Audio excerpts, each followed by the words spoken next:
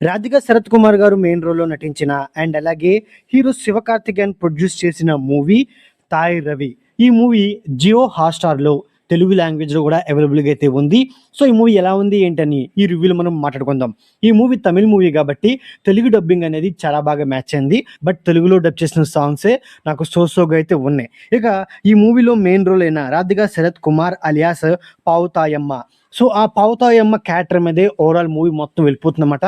క్లైమాక్స్‌లో ఆ పావుతాయమ్మ క్యారెక్టర్‌తో రివీల్ చేసిన కొన్ని పాయింట్లనేవి నాకు చాలా బాగా నచ్చాయి. ముఖ్యంగా ఫెమినిజం మీద చెప్పిన కొన్ని పాయింట్లనేవి చాలా రియాలిటీగా అయితే ఉన్నాయన్నమాట.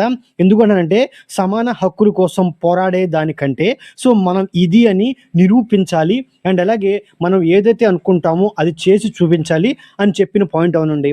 అండ్ అలాగే మనం ఖాళీగా ఉండే కంటే ఏదో ఒక పని చేస్తూ రూపాయి కూడబెట్టుకుంటూ ఉంటే సో, ఏదో ఒక రోజు ఆ రూపాయి మనకి ఉపయోగపడుతుంది. అండ్ అలాగే మనకంటూ ఒక రోజును క్రియేట్ చేసుకొని ఆ రోజు మనం ఎంజాయ్ చేయాలని చెప్పిన కొన్ని పాయింట్లనేవి నాకు చాలా బాగా నచ్చిందనమాట. అంటే ఒక ఇండిపెండెంట్ వుమెన్ ఒకరి మీద ఆధారపడకుండా సో, తన లైఫ్‌ని ఎలా లీడ్ చేయాలని చెప్పిన కొన్ని పాయింట్స్ అనేవి నాకు చాలా బాగా నచ్చాయి. అంతేకాకుండా ఈ మూవీ సెకండ్ హాఫ్‌లో ఒక అంబులెన్స్‌లో ఒక అమ్మ చనిపోయే సీన్ ఉంది. అదైతే నాకు హార్ట్ టచింగ్‌గా నాకైతే అనిపించిందనమాట. ఆ సీన్ అనేది చాలా బాగా వర్కౌట్ అయినాయి. బట్ మెయిన్‌గా ఏంటంటే ఓవరాల్ మూవీ మొత్తంలో సో, కొన్ని పోర్షన్స్‌లో మూవీని ఏదో సాగదీసిన ఫీలింగ్ లాగా నాకైతే అనిపించిందనమాట.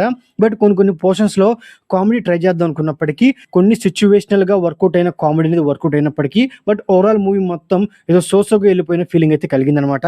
ఫస్ట్ ఆఫ్ ఆల్ ఈ మూవీ యొక్క స్టోరీ గురించి సింపుల్‌గా చెప్పాల్సి వస్తే ఈ మూవీలో మెయిన్ రోల్ అయిన రాధిక శరత్ కుమార్ అలియాస్ పావుతాయమ్మ ఒకానొక రోజు తను ఒక పక్షవాతం వచ్చి మంచం మీద పడిపోతుంది. అలాంటి సిచ్యువేషన్‌లోనే తన కొడుకులు వాళ్ళ అమ్మ దగ్గర బంగారం ఉందనుకోని వాళ్ళ అమ్మని బతికించడానికి వాళ్ళు ఎలాంటి ప్రయత్నాలు చేశారు? అసలు పావుతాయమ్మ బతికిందా? అసలు పావుతాయమ్మ దగ్గర బంగారం ఉందా? ఇలాంటి పాయింట్లు తెలుసుకోవాలి అంటే ఈ మూవీ చూడాల్సిందనమాట. ఇక మూవీ యొక్క ఫస్ట్ హాఫ్ అలాగే సెకండ్ హాఫ్ విషయానికొస్తే సో, ఆ పావుతాయమ్మ క్యారెక్టర్ ఇంట్రడక్షన్ ఒక 20 మినిట్స్ అయితే ఉండిద్దనమాట. సో, ఆ 20 మినిట్స్ అనేది చాలా అంటే చాలా బాగుంది. దాని తర్వాత పావుతాయమ్మ కొడుకులు వాళ్ళమ్మ ప్రాణాన్ని కాపాడడానికి వాళ్ళు చేసిన ప్రయత్నాలు సో, వాటిల మీద వచ్చే కొన్ని సీన్స్ అనేవి చాలా బాగా వర్కౌట్ అయినాయి. మెయిన్‌గా సెకండ్ హాఫ్ అనేది అంటే హాస్పిటల్‌లో ఉన్న కొన్ని సీన్స్ బాగున్నప్పటికీ సెకండ్ హాఫ్ అనేది నాకు సాగదీసిన ఫీలింగ్ అయితే కలిగిందనమాట. సో, ఎప్పుడైతే సో, పావుతాయమ్మ బతికిద్దో సో, బతికినప్పుడు ఉండే కొన్ని సీన్సు క్లైమాక్స్‌లో ఆమె చెప్పిన డైలాగులు మూవీకే చాలా బాగా హెల్ప్ అయ్యాయని చెప్పుకోవచ్చనమాట. బట్ ఈ మూవీలో క్లైమాక్స్‌కొచ్చేపాటికి పావుతాయమ్మ కూతురికి వేరే వ్యక్తిని ఇచ్చి పెళ్లి చేస్తుందనమాట. సో, ఆ వ్యక్తికిను అండ్ అలాగే పావుతాయమ్మ కూతురికి మధ్య కనెక్షన్ అనేది ఎప్పుడు కుదిరిందనేది నాకైతే పెద్ద డౌట్ అనిపించింది. అంటే సో, తన కూతురు భర్తకి విడాకులిచ్చి వేరే వ్యక్తిని పావుతాయమ్మ ఎందుకు ఇచ్చి చేసింది అనే పాయింట్ అనేది మనకి కంక్లూజ్ ఇచ్చుంటే ఇంకొంచెం బెటర్‌గా ఉండేదని ఫీలింగ్ అయితే కలిగిందనమాట. సో, ఓవరాల్‌గా మూవీ గురించి సింపుల్‌గా చెప్పాల్సి వస్తే సో, వీళ్ళు తీసుకున్న పాయింట్ అనేది బాగున్నప్పటికీ బట్ ఆ పాయింట్‌లో ఎమోషన్ అనేది చాలా బాగా వర్కౌట్ అయింది. కామెడీ అనేది అంత బలంగా వర్కౌట్ అవ్వలేదు. ముఖ్యంగా క్లైమాక్స్‌లో ఉన్న కొన్ని సీన్స్ అండ్ అలాగే ఆ డైలాగులు చాలా బాగా వర్కౌట్ అయినాయి. బట్ మధ్యలోనే సో, మూవీలో కొంతవరకు డ్రామాని, కొంతవరకు కామెడీని ఇంకా బాగా ప్రెజెంట్ చేసుంటే మూవీ అనేది ఇంకా బెటర్‌గా ఉండేదని ఫీలింగ్ అయితే కలిగిందనమాట.